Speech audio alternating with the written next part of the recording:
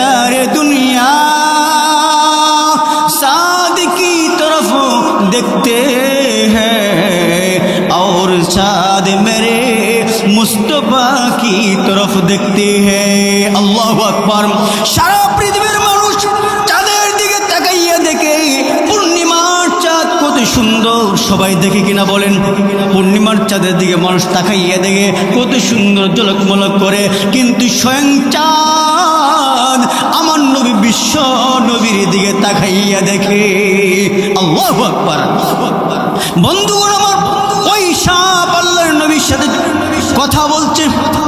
আমি আঘাত করতাম না আবু বকরকে। আবু বকর আমাকে বের হওয়ার জন্য বাধা দিয়েছে, এই জন্য আবু বকরকে আমি আঘাত করেছি।